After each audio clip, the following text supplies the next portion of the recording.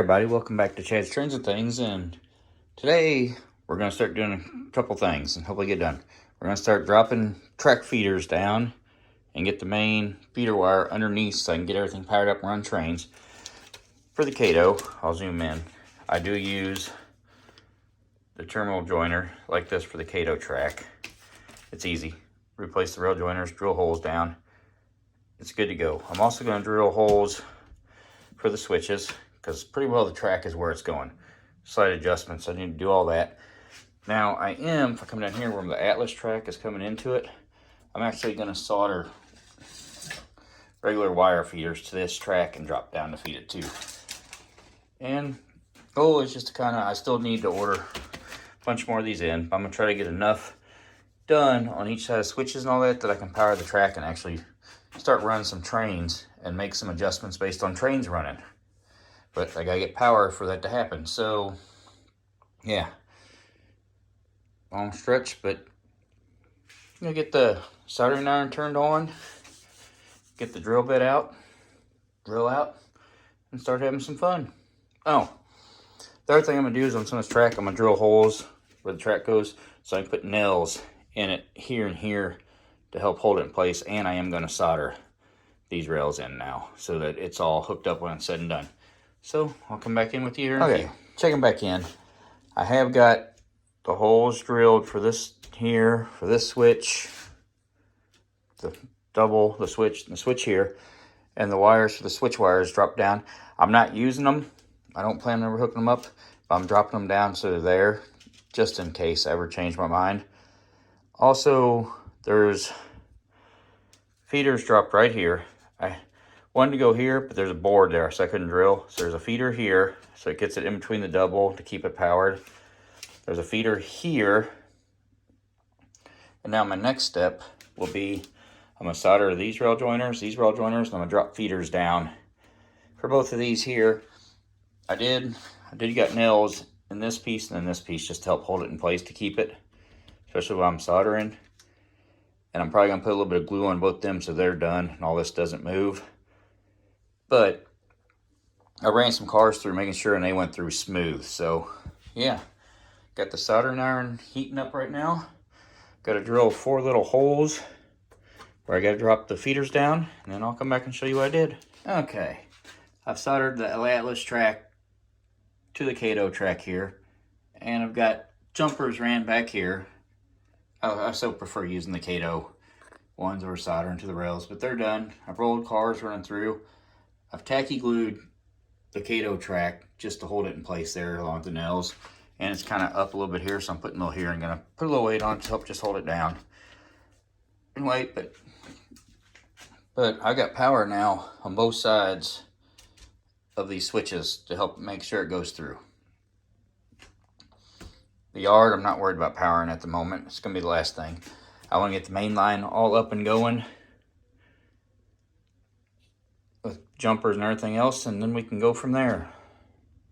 So on to the next section of putting some jumpers down before I start climbing around our layout and putting in some feeder.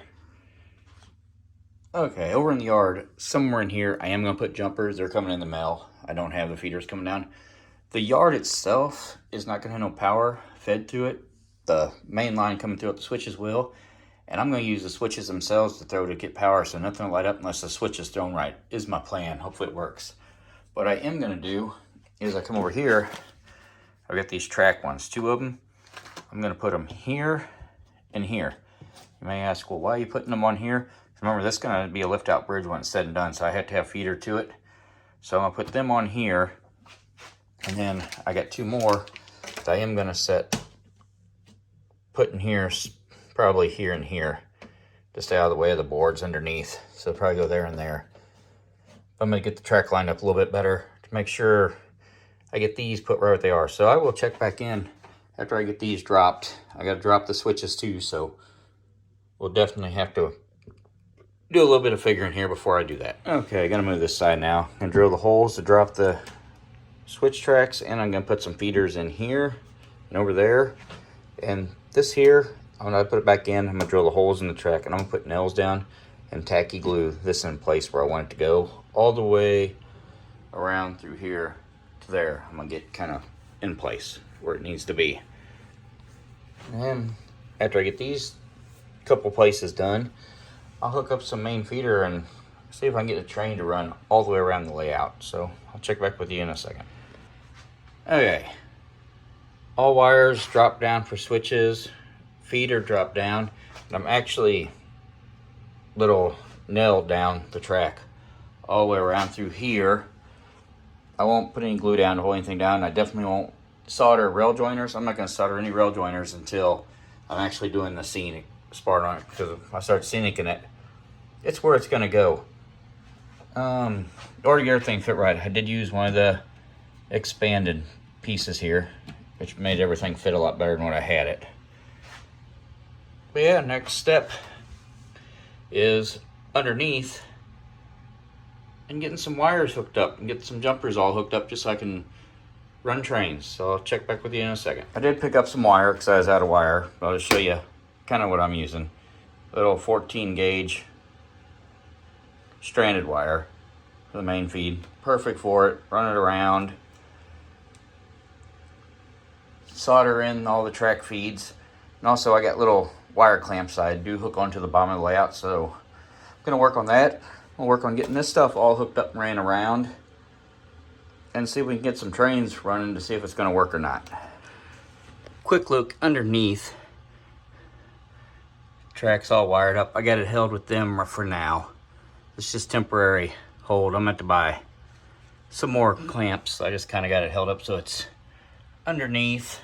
Of course, under here will get reworked anyway when it becomes a lift out bridge. But I just wanted to power that track for now. Make sure I had more power going around. So one side's ready to go. Now I need to work on the other side. And then should be able to run trains. The next step is to get into this mess and open up and get this wire hooked in and start running it around so I can feed the other side of the layout. So this is gonna be fun. I have to get in here and figure out what's what. See, the wires all hanging down because I'm fixing street lights too. But yeah. Quick check-in. You can see coming across the floor, I temporarily wired the front track in just to see if it's all gonna work, and show you the first train going around the entire layout with the expansion now. Oops.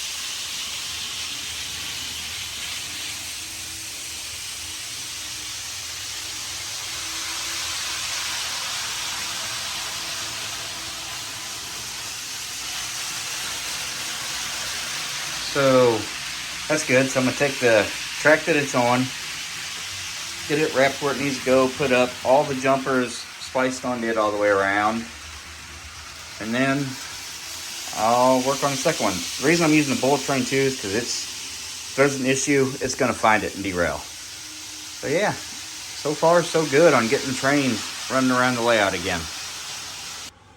Okay, I got the loop going this way, all wired up. I'll get down here where you can kind of see.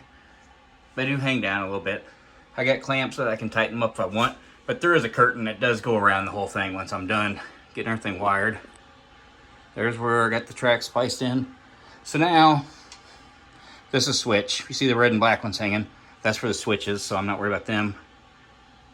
But now the next step will be, I'm gonna test trains, see if they'll run on both tracks now with everything hooked up. I said, notice the layout room is getting clean, so I'm working my way out. And I'm cleaning it up too, so everybody can see. Not top the layout where I'm working, but and then pile of mess. Yeah, I'm gonna turn trains on. Let's see if they run. And I've got running trains on both lines. You see this, and yes, I know everything's a mess. It's getting ready to start getting cleaned up. And start putting stuff up where it needs to be.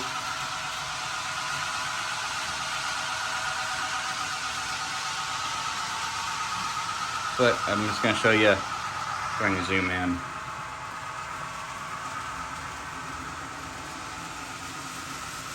Across the lift out. There's the bullet train by.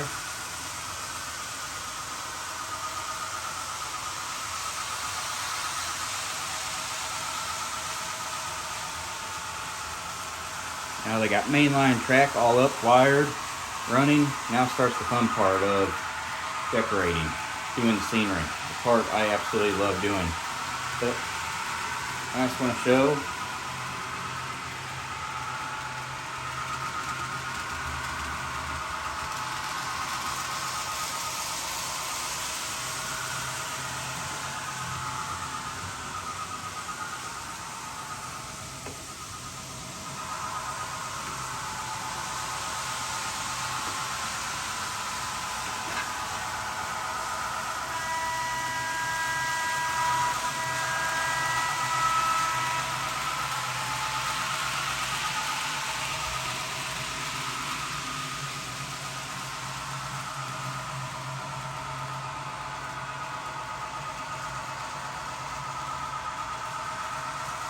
So the next thing we'll be working on, we're getting the farm scene put back together, and I'm gonna start working on the station area so I can get that siding all taken care of, them tracks laid that I need. So yeah, trains are running.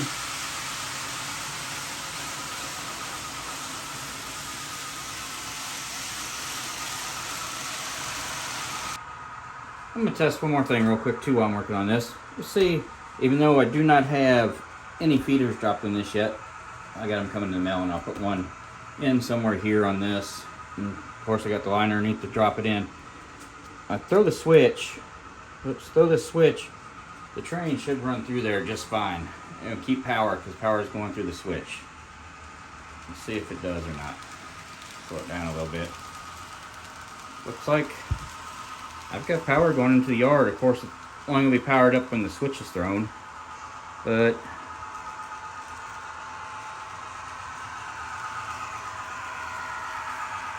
through here, put the soda bottle in the way.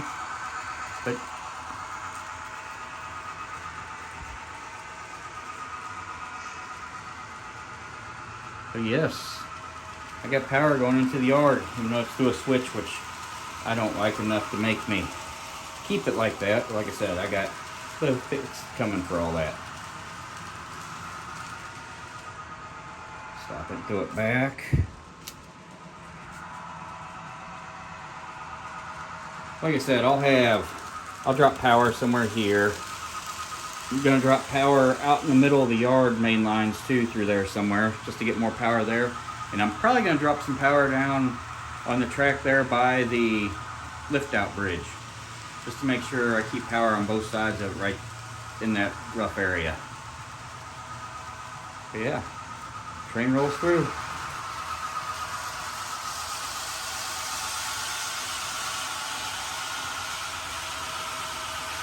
Look, I got trains. I can start cleaning up the mess now, so I can actually start doing scenery. Trains are running all the way around the layout now.